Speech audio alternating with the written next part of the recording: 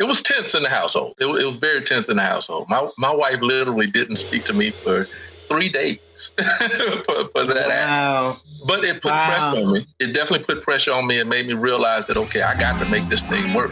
This is Blair Durham with Black Wall Street Today, your media hub for all things Black entrepreneurship, politics, news, and events in Hampton Roads and beyond. Wouldn't you like to be a guest on Black Wall Street Today with Blair Durham? Well, the link is in the show notes. And now, here's your host, Blair Durham. Greetings. Welcome to this 138th edition of Black Wall Street Today with Blair Durham. Good to be with you all. Today's show is sponsored by Milestone Mental Health Agency, as well as Apex Financial Group of Virginia and the COO team. Joining us first is Miss Elisa Reed Lofton. She is the Diversity and Inclusion Manager for the Alzheimer's Association of Southeastern Virginia, where she works to bring Alzheimer's education programs to diverse communities. Welcome, Elisa. How are you? I'm good. How are you? Thank you for having me. I'm excited to have you. You and I have been talking a bit over the last year plus just about the impact regarding Alzheimer's in the Black community. So I felt this is an important topic. I don't know to what extent our community is really aware of some of the work that your organization does. And I don't know to what extent they're aware of the relationship, some of those linkages between our community and this particular disease. So very glad to have you on today. Very excited to be here. So, we call it old timers, Alzheimer's. Like, what is Alzheimer's disease? So Alzheimer's disease is a degenerative brain disease. It is caused by dementia. So people get that confused often, where they use Alzheimer's and dementia pretty much at the same time. So someone would get diagnosed with dementia if they're having symptoms like confusion, memory loss, agitation. You may see that in your loved one happening every now and then, and just be curious, like, what is actually going on here? And so if you're diagnosed with dementia, they will most likely be referred to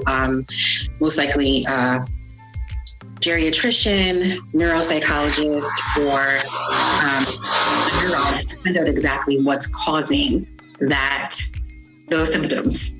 And so they will, rule it out as anything that could be, reversible, like a vitamin deficiency or something, and then do further testing. And Alzheimer's is the number one disease that causes dementia symptoms. Got it. Very important distinction there between dementia and Alzheimer's. And so may I ask you this, what percentage of those that are diagnosed with dementia will actually progress to an Alzheimer's diagnosis as well? So that's something that we really don't have numbers for, due to the fact that prior, I want to say maybe 20 years ago, when Alzheimer's kind of started becoming like a prevalent thing people were talking about, they were diagnosing it when someone would pass, when they would look at the brain and they would see the shrinkage of the brain, the hardening of the brain. Not everyone gets Alzheimer's that gets dementia, because it could be a number of other things like Lewy body dementia, vascular dementia, or they could have had, some sort of traumatic brain injury that could progress into Alzheimer's disease, but maybe not. So everyone doesn't get dementia. Everyone should definitely get tested if you've had a brain injury, if you've had any sort of stroke. If those things are common in someone, they should definitely talk with their physician about their brain health to find out exactly what happens. There isn't a definitive test as of now that says, yes, this is going to be Alzheimer's disease. However, they can do PET scans to find the amyloid plaque that is associated with Alzheimer's disease in the brain. Makes sense. Okay. Let's get into the conversation about health disparities with regard to Alzheimer's. And so I kind of already let the cat out of the bag that the African-American community is, I don't know if there's a genetic predisposition. Talk to us about why that linkage exists. So African Americans are twice as likely to be diagnosed with Alzheimer's disease than their white counterparts. And that's if they even get that diagnosis. And so those reasons could be, lack of access, lack of resources, lack of, education surrounding the disease and other health issues.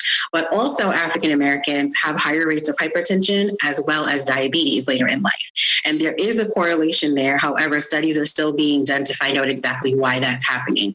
So when you think about someone who has strokes, that's their vascular system, and that could lead to vascular dementia, another dementia. And so we want to make sure that people are understanding that we have other comorbidities that are affecting us at different rates. So we need to be aware of those things. So if you have hypertension or diabetes, making sure that you're seeing your doctor regularly, keeping on top of your numbers, and having those conversations with your physician about those things that could be affecting you, because it's important to talk about our brain health, just as important as it is to talk about our hypertension. Mm-hmm. Sounds like there could be a component around health, around nutrition. What are some of those things? I know just in learning about, for example, blueberries and the protective factor that they serve in terms of our memory. I kind of, jokingly say to my parents, make sure you consume your blueberries, get you some blueberry extract, right, as they're beginning to age. What are your thoughts there around the relationship between nutrition and Alzheimer's? So we have a session called Healthy Living for Your Brain and Body. So basically anything that you would do to keep a healthy heart, you would do to keep a healthy brain. So making sure that you're getting your dark leafy greens, eating your vegetables, making sure your meat is lean if you are a meat eater. Also making sure you're getting your fruits, your vegetables, and 30 minutes a day of any type of physical exercise, whether that is walking, running. You don't have to be a bodybuilder, but it should be 30 minutes of something that's going to get your heart rate going, to make sure that you're just keeping healthy and you're staying on top of your food. There are plenty of people who will call in and they'll say, well, what about this diet? What about this diet? What about this supplement? And of course, the association and the field offices, we're not clinical, so we would never give that type of information, but keeping people on top of, their health and making sure they're getting exercise and having a good diet. If you've just tuned in, this is Blair Durham with Black Wall Street today, talking with our guest, Elisa Reed Lofton, the Diversity and Inclusion Manager for the local Alzheimer's Association, having a very relevant conversation about protective factors, ways in which we can reduce the risk of being diagnosed with dementia and then Alzheimer's disease. So thank you for that. You made it sound so easy talking about, what it is that we need to kind of partake in on a regular basis, the exercise component. We hear these things all the time. And I just have to kind of ask the elephant in the room question around what it is or what it may be that kind of keeps us, the Black community from being able to, make those things happen. And when you're doing your classes and your outreach and so forth, what is it that you're hearing by way of feedback from members of our community? I think a lot of it stems from stigma. We've had some community forums over the past 3 years in many different communities. And of course, mine, we're focusing on the African-American community. And hearing across the board is this stigma that people don't want to talk about it. We don't want to talk about this because we don't want to be embarrassed, or the person who is living with the dementia or suspect living with dementia doesn't want people to know because they think people are going to think that they're crazy and may not want to deal with them and have this stigma attached to them. I think also we don't have these tough conversations in our community until a crisis happens. So we may, go about life as everything is fine, but then when grandmother or grandfather falls, they have a fall, or they have a stroke, and then we're bombarded with stroke and this and this and this, and then this may lead to some sort of dementia because we've got to figure out how the brain is affected. And that's when we focus in. on our health is when something really bad happens. And so it's important for us as a community to have these conversations earlier, to start thinking about ourselves as well. Age is the biggest risk factor for Alzheimer's disease for anyone. So as we age, we're all, at risk for getting Alzheimer's disease. Of course, that risk is going to be a little bit higher if you have a parent or both parents who have Alzheimer's disease as well. So it's important to start thinking about, even at my age, I think about it. My parents are in their 60s. So I'm kind of like listening to the conversation more intently with both of them, like, okay, you just told me that last week, Dad, or you just told me that before, or are you having your conversation about your brain with your physician when you go for your annual wellness check?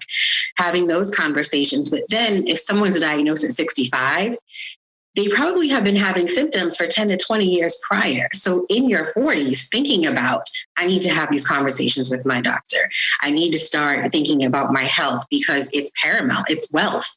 If you're thinking about your health at 40, you're setting yourself up for wealth later because there are more years that you're adding to your life that you can actually do things with your family, spend time with your family, and get the younger generation in your family to pay attention to their health as well. So I think we're not having these conversations sooner. Sometimes we're not having them at all. And it's important that we start somewhere to start having that health conversation. And this may seem a bit obvious, but I also want to ask you if you would just run down again some of those kind of early warning signs, symptoms. How do I know if things may be going awry? So if you are having memory problems that are affecting your everyday life, so we all forget our keys or our phone. I think I run around the house on my phone, looking for my phone on a daily basis, right? Because we're multitasking. We've got so much to do. But if you're losing your keys and you can't retrace your steps, so memory loss and you can't retrace where you had them last. If you notice your loved one is putting things where they shouldn't put them. So sometimes we'll hear my loved one is putting milk in the cabinet, keys in the microwave, turning on burners on the stove and forgetting about them. If they're having issues with spatial issues, not being able to see things the way that you see them, falls, like stepping off of a curb, going upstairs and not being able to visualize how steep that step is or how low the curb is. You may also notice things around the holidays when we get a lot of phone calls when families will come into town and say, my mom's mortgage is 5 months past due because she forgot she had a mortgage. Bills not being paid or paying lots of money to telemarketers or television ads. And then when boxes come, they're like, I have no idea what this is. Noticing confusion, agitation happening very often. Little things like them, knowing a recipe, missing a step. And you're like, okay, this is a little bit abnormal. This is something that this person makes all the time. And you're noticing maybe they put salt instead of sugar or no sugar at all. And it's paying attention to things like just thinking, knowing your loved one and saying, this doesn't seem right, but let me, just kind of keep a log about what's going on and ask other family members who are around if they've noticed things. And another thing is getting lost. Lots of times those who are living with dementia in the early stages may get out and go somewhere and have a direct intention of going to, Harris Teeter, and they may end up in a totally different city, not knowing where they are. So keeping track of, where they are, what's happening, going on around them. If you suspect those things, you can also always call into the association and have a conversation with the social worker, and they'll definitely walk you through that But looking at those things, looking at what they're missing and if they need memory aids, if they're having to write down something every single day and it's the same thing all the time, you'll know that something is going on with their memory. Makes sense. We talked about Alzheimer's as degenerative. So I have to ask this question as well, because I'm like a food as health, food as medicine kind of person. I start to notice some memory issues or even some spatial issues. Mm-hmm. To what extent could making some changes in my diet kind of help to improve those conditions? Do we see cases where folks get a little better? Or is it always the case that once this starts, there has to be a decline? So with Alzheimer's disease, once it starts, there is a decline. There are things that someone can do that's diagnosed with Alzheimer's disease that can keep them independent a little bit longer, like socialization, continuing to be involved in anything that they've been involved in, whether it's gardening, playing cards, walking, going to a social club, just to keep them engaged. And studies have shown that keeping that person engaged is going to keep them independent longer. However, it is not going to slow the progression of the disease of Alzheimer's disease. Now, there are other dementias where you can do things to help you stay where you are, depending on what that dementia is and what that how that neurologist assesses you and where you are and what their thoughts are. But specifically for Alzheimer's disease, there is currently no cure for Alzheimer's disease. It is eventually, unfortunately, fatal. And so that is why we work so hard to do what we do to find a cure for Alzheimer's disease. Yeah, that was going to be my follow-up question is, what are some of the resources that the association is providing? What exactly is the work that you do with the association? So at the association, here at our chapter, we have community education programs, which starts everything from starting with your healthy brain and body moving into talking about understanding Alzheimer's, the 10 signs, all the way up to legal and financial, to make sure that someone who is diagnosed in their family has all of the education that they would need throughout the course of the disease. We have support groups for caregivers and their loved ones. We have early stage engagement programs. Pre-COVID, we were doing all of this in person. We've been doing it virtually for over a year now. So early stage programs with art galleries, also ballroom dancing, things to keep people engaged and keeping them independent. Again, also community forums where we go out and we hear from the community where we need to fill in the gaps, where you're getting your information from, where do we need to be, and who do we need to talk to in your community to make sure these services are available. We also partner with other organizations to do programs year round. And then, of course, we have our longest day fundraiser, which is basically something that you would do for the longest day, which is a summer solstice, and to raise money for Alzheimer's research. And so some people go biking. They bike year round. Some people go caving. My boss actually went caving, and she also climbed a mountain in Colorado. And so people do many things, and some kids will ride their bikes in their neighborhood, and they will ask people to, help them with funding. And then we have our 6 walks throughout September and October. So our first one, I believe, is September 25th in Chesapeake, and we walk to end Alzheimer's. Last year, we walked in our neighborhoods. This year, we are going to walk in person in our neighborhoods. And you can be a part of that. And those who are caregivers will come and talk about their stories. Allies will come out, those who have lost someone with Alzheimer's disease, just to come out and, bring awareness to this terrible disease and talk about the need for funding for more research. I was going to ask, so a lot of activity, and I know the intended impact is to end Alzheimer's. What are some of those kind of intermediate impact goals of the organization? So we have an advocacy manager who works throughout the state with all 4 of our chapters in the state. And they do this across the country as well. And so they have our forum, we have our advocacy forum, our Day on the Hill, where we actually have ambassadors that will speak with their local legislators, local legislators on. No problem. Only 2 million people listening, all good. So they will speak with their local legislators on talking about, funding, having them to, support us in what we're doing, what we're asking for, to go and ask for this funding for Alzheimer's disease. And so those are the goals that they have in between. But every year we're doing this in January, and then also in May, having this forum, and then also having our Day on the Hill in Richmond. And so there are dedicated volunteers who are caregivers, and are just really wanting to be a part of this cause, where they go and they talk to their leaders on our behalf, and they're very passionate passionate about what we do. And so our goal, my goal as diversity manager with the association is to make sure as many people in our area know about the Alzheimer's Association. They know that we're here. They know that we have programs that are free to them and education that they can access to help them through their caregiving, education about the disease, and how other ways that they can actually be involved. I love it.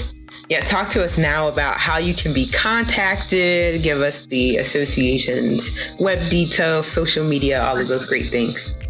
So you can reach us at www.alz.org/SEVA, SEVA, and that's how you can reach the local Alzheimer's Association office. You can also call our 1-800 number that is 24/7, 365 days a year. It is 1-800-272-3900. They will walk you through whatever you're dealing with. So if you're dealing with a behavior, you suspect your loved one is dealing with dementia, or you have questions about care, they will walk you through it all. Then they will send a follow-up to your local chapter, and then someone at the local chapter will reach out to you with local resources. They are very good at helping families create care plans, connect them with people who can help them, and give them the information in case we're not in the office. And we have an office in Norfolk by Central Lee Hospital, and another one in Williamsburg. So we have 2 local offices here, and we are ready and, to receive people to come into the office starting August 2nd, I believe. We've been closed for about a year. So August 2nd was when we will open again to the community. Wonderful. And if I'm listening and I'm interested in having Elisa to partner with my organization to help raise awareness around this issue for the Black community, can you provide your personal information as well? Yes, you can reach me at personal, you know what I mean. Reach me at A Lofton, ALOF as in Frank, TON at alz.org. You can reach me there. Email is the best place to catch me because I'm on it all day, even if I'm in the community, and we're happy to talk with you and talk about how we can work together. Wonderful. Gotta say, I love the mission that you are on. We've got about 2 minutes remaining. The piece about caregivers is so important. Caregiver burnout is real, and having an ear is helpful. So I'm delighted to hear that you're providing programming support in that capacity, as well as just that 24/7 kind of lifeline. Very cool. Yes, that's what we try to push out as much as possible, because we know that after you're at work from 9 to 5 and you don't have anyone to talk to and you're dealing with something in the middle of the night, you need to talk to somebody. So that 1-800 number is going to be key because we're not in the office, but there has to be somebody there to be able to help you and walk you through what's happening. Mm-hmm. Yeah. Thank you so much for your efforts, Elisa. Would love to have you back on the show, in the coming months to talk more about this. This is an important issue, and really appreciate what you're doing. Thank you so much. Thank you for having me. Hey, this is Seiko, DJ Seiko Varner, the producer of this podcast. So when I'm not producing podcasts, I'm actually DJing wedding receptions, corporate events, proms, other formals, and I would love to take care of your special event. So our company is Positive Vibes Incorporated, www.positivevibes.net. That's www.positivevibes.net. We've been performing for over 25 years, and we would love to bring our expertise and our fun to your special event. Positive Vibes Incorporated, www.positivevibes.net. Peace and prosperity. Welcome back. It's the 138th edition of Black Wall Street Today with Blair Durham, talking now with Alvin Harris. He is the owner and operator of 7 Cities Auto Detailing, LLC. He is based out of Hampton Roads, Virginia, and is a retired U.S. Air Force veteran. Chip is also a proud and active member of the Tidewater chapter of Tuskegee Airmen Incorporated, where he serves as the military affairs liaison. Sir, how are you? I'm doing wonderful. How you doing, ma'am? I'm doing well, too. 7 Cities Auto Detailing. Yes, ma'am. Yes, ma'am. You did something that a lot of folks do. You made the kind of the military transition right into entrepreneurship. What was that like? I would love to hear kind of how that unfolded in your head when you started thinking about what you would do post-military. It was it was an arduous decision. I can't tell you that. Once I did retire, I did go back for 1 year working for the military as a civilian contractor. Okay. But while sitting at that desk, it didn't have the same feeling. Mm-hmm. It didn't have the same feeling as if I was wearing a uniform. And it got to a point where I was at work one day and my immediate supervisor walked in and he recognized that something just wasn't right for me. Knowing me from the military, knowing how normally jovial I am and upbeat, mm-hmm. He couldn't put his finger on it and I couldn't put my finger on it. And I sat there and I was like, I don't think I want to work for anybody else anymore. Right. Never again. I wrote out my plan, and something that I advise and don't advise for anybody. I wrote out my plan on the things that I wanted to do. I wanted to take the skill sets that I had attained while being in the military. I worked in transportation, logistics, but specifically transportation, vehicle operation, and vehicle maintenance. I took and wrote down each one of the skill sets that was taught to me and invested in me by the United States Air Force, racked and stacked them, and looked at the cost because I knew at some point in time I would have to talk to my wife about taking money out of our savings to build this up. What I didn't do is I didn't tell her I was going to resign. And I don't advise that for anybody. Yeah, got to give the full disclosure, right? Yeah, I did not tell her that I was resigning from that job. And as one would imagine, it was tense in the household. It was very tense in the household. My wife literally didn't speak to me for 3 days for that. Wow. But it put pressure on me. It definitely put pressure on me and made me realize that, okay, I got to make this thing work. Because if it doesn't work, then I got to go back and work for somebody else. Mm-hmm, and by me having an actual tangible plan that I could put in her hand that she could read, I think that made the transition better. And from that point, it was up to me to find the additional schooling, find the additional training that I could receive that could help me. I knew transportation. I knew literally how to detail vehicles from a military standpoint, because again, I worked in vehicle operations, and one of the duties of a vehicle operator is detailing the command vehicles. So your base commanders, the different group commanders, military jargon anyway. So you have to detail their vehicles on a daily basis. So I knew that side of the business. I didn't know the civilian side. So I located a literal detailing school in the state of Pennsylvania that was accredited by the state. Enrolled, received the training. They helped me get set up, and it's been on since then. It's since from 2015 up until the pandemic. 2019 for me. As you know, I have cancer, and it reared its ugly head again in December of 2019. I recovered, and then again back in January of 2020, I was rushed to the intensive care unit, and it was looking bad there for a moment. but kudos to the medical staff. They came through.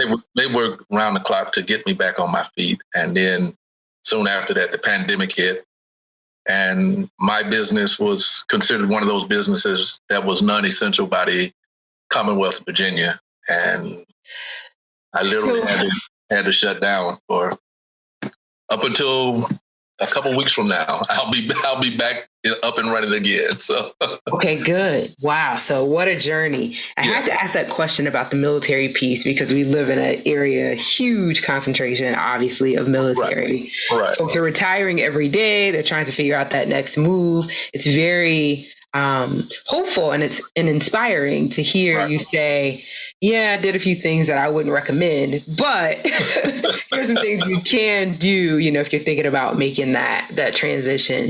And then, of course, additional kudos on just your positive headspace to be able to kind of stay focused on what you're doing with everything that you're going through health wise and so forth. Yeah, you have to be. As individuals know, anybody who knows has a health issue, period. Your mind can be the most dangerous place in the world. Oh yeah. Basis. And what I didn't want to do, because I have a wife, I have 3 kids, and I have 2 grandkids. Gotcha. And if they see me walking around here with my head down, feeling sorry for myself, feeling bad, I'm not helping them either. Because what I recognize is they're along on this journey as well as I am. They're my support. When there's nobody else around, my wife and the 2 kids that are still remain in this house, as well as my oldest son and my grandchildren, they give me everything I need to push forward. And without them, they're the key piece to all of this, just based off of their support. And they keep me out of my head. And it allows me to do what I feel being one of the best individuals in this area in doing it. And that's detailing the vehicles for the different clients that I have around the area here. Mm-hmm. Another key point you raised, it's just sort of the nature of doing anything, right? You're going to have to deal with adversity, and I think a lot of folks see entrepreneurship as the way out of whatever stress and crazy that they're dealing with, perhaps in corporate life or military life. Right. But then they become an entrepreneur and they realize that if they're going to survive as an entrepreneur, they're really going to have to deal with crazy,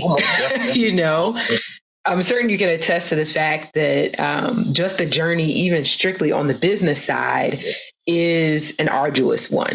Yes, ma'am. It is some definite long days. If you're not committed to the ideas or the decision that you're making to become an entrepreneur, just in and I'll say novice experience of being an entrepreneur, if you're not committed, your success is going to be very limited, if at all existent. You have to go in full body. It can't be, it's not temperate. You can't do it one day and then take off 2 or 3 days later. There's something always happening in order for an individual that I have learned, in order for an individual to have any type of success. And your success, I guess I have to say this, your success is totally dependent on you, because you're the one who's setting the standard for your product.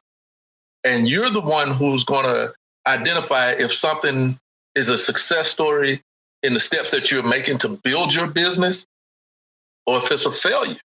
The general public, they're going to solicit you for whatever service that you are giving them, and they're going to give you that feedback. In my case, it's immediate. The very second that I am done detailing a boat, a car, a truck, motorcycle, whatever the case may be, when they come out and they look at their vehicle, I get that immediate feedback from them. In different areas, it may take a survey, or it may take making those phone calls to find out, what you did good or what you did wrong. But you as an individual, you got to be 100% in. Mm-hmm. You can't get discouraged. You can't just stop, because that's 7 Cities Auto Detailing is my baby, and I have to grow this baby. Mm-hmm. And if I'm not all in, then nobody else is going to be all in. And would you agree that in many instances, if not in all instances, it is more challenging? Because I think what you're saying is spot on, right? It's the law of the lid. You can't get past right, in the business. Right. But it's more challenging to run your own company than it is to work for somebody else, because guess what? You are the entire company. Exactly. You're the marketing, you're the accounting, you're the legal, you know what I mean? And so you've got to be willing to not only be and be the best at the thing that you do, right, but you also have to learn all these other accordant skill sets. Yes. You know what I mean? Yes. That make entrepreneurship work. Yes, absolutely. And that's the part that I think, folks see the glam, they see the 7 Cities Auto Detailing, fleet, and they see the staff, but they don't see the work that goes into building that business. Exactly. Again, that's back. I have to bring it back to the home life. when you're an entrepreneur, when you're a solo entrepreneur, that's a lot of hours that's, again, spent away from your wife and or husband or whatever the case may be. It is. And your children. And as well as you being committed to your business, you have to make time for them, or it's going to be a strain on you. Like I said, my wife and my kids are all in with me, and they understand. But I had to learn back to your point, I had to learn a tremendous amount. I knew nothing about marketing. I knew nothing about the internet. I knew nothing about the finances of a business. Home life, good at the finances of a home life. Business-wise, I was totally clueless. I didn't know who to reach out to, and it was literally by accident. I guess I can say by accident that I discovered you all and realized that, okay, there are outlets out there and people that I can talk to help me build my business. So networking is definitely a key. And then through my client base turned me on to a lot of different programs and a lot of different things, regulatory things that I had no clue about, but they knew based off of what I was doing, and they helped me. They were willing to, extend a hand out and get me to a position where I am right now. Like I tell anybody, my goal with my business is for it to grow. I do, like you said, I do want to have that fleet and I do want to have that personnel. But again, along with that, you got to be able to train your personnel. You got to be able to handle all of the HR, the human resources that comes with that. Oh my goodness! you have that to be able, part, right? You have to be able to negotiate those the different personalities and attitudes that come with that. Yes, but if you, as a single entity, if you're setting a standard, doing what you're doing every day, that has a way of transferring or a level of transference to those individuals, because you're going to be looking for individuals that are like you. Correct. To work your business. Correct. Because one of the things that I did know coming in, that nobody cares for your business more than you care for your business. Correct. And so when you bring those people on, they need to know and understand these are the rules, these are the processes, these are the procedures on how we're going to conduct business, and any deviation from that, you have to do what you have to do at that particular point. Alvin, I don't want to conclude the interview without giving you an opportunity to talk specifically about Seven Cities Auto Detailing. Where can we find you? I know you're reopening, right? We'll be able to get our vehicles detailed in August. Yes, ma'am. Yes, ma'am. I'm going to be one of the first to contact you. I'm in the market for a full detail. So give us the website, give us the phone number and all the things. My website, I actually have Mr. Carter. He's actually helping me get the website built and put out there. But until that point, you can definitely thank you. You can definitely reach me through Facebook, 7 Cities Auto Detailing. All of my information is there. Just hit me up in the message box through that email, or you can contact me at 757-768-2250. I try to answer the calls as soon as they come in. Obviously, if I'm doing work, I can't answer it then, but I do have voicemail and I get back. I do get back to those individuals who do leave a message. And you can email me at AHARRIS@7cities, again, the number 7 citiesAutoDetailing.com. And I do respond to the emails as well. My evenings, I have time slotted out in the evenings to make sure that I do correspond with those individuals who are looking for me to detail their vehicles. And even if not, just to let them know that I did receive it and to give them, whatever information that they do require, if they want to do their vehicles themselves. To an extent, I'm an open book. I'm here to not only provide a service, but if you need help, if it's something that you're trying to do on your own for your own vehicle, I give that information. It does me no good to hold on to all of this information and not pass it on to people. So those are the 3 ways that you can definitely find me. I'm on Instagram as well, 7 City Auto Detailing and 7 City Auto Detail. And and on Twitter with the same handle. So I meet all the media, social media standards as far as the business is concerned. And obviously, if you see me out, just say hello. Perfect. Sir, thank you so much for your time today. I'm so excited about the forward movement of Seven Cities Auto Detailing. Looking forward to patronizing your establishment myself. Yeah, and we'll welcome you back to the show in the future as well. Thank you. Thank you, Chip. Awesome. Have a blessed day. You too. We're good to go. Okay, so I'll be hitting you up. Okay. What do you say, 2-3 weeks? Matter of fact, I got my calendar up here right now. Because the minute I put that information out there, people hit me up. I know. Okay, I'll just reach out to you directly. This isn't on. We're done with the air. We're done with the air. Yeah, it'll definitely be September. Okay, good. When I can get you in, because they especially the guy with the boats. It's an actual company with the boats. And he hit me up but I got 2 of them right now, Chip. So I was like, okay. Yeah. Got to get you back up and running. Yes. Okay. Yes. I've been looking forward to this. So thank you, Ms. Durham. I truly appreciate this. I appreciate you as well. We'll talk again soon. A huge thank you to Ms. Elisa Reed Lofton, the Diversity Inclusion Manager with the Alzheimer's Association of Southeastern Virginia. For more information about the incredible work that they are doing, you're invited to visit alz.org/SEVA. And thank you to Alvin Harris, the owner and operator of Seven Cities Auto Detailing, LLC. What a fun show. Super excited. And listen, looking forward to talking next week. Joining us will be the author of Solving the Race Issue in America, a gentleman by the name of H.J. Harris, and also Ms. Tanisha Newman. She is the founder of the New Man Fitness Foundation Incorporated. So some more great content coming your way. Thank you for tuning in to Black Wall Street today, where we're building minds, building connections, and forging the path ahead toward business success in the Black community.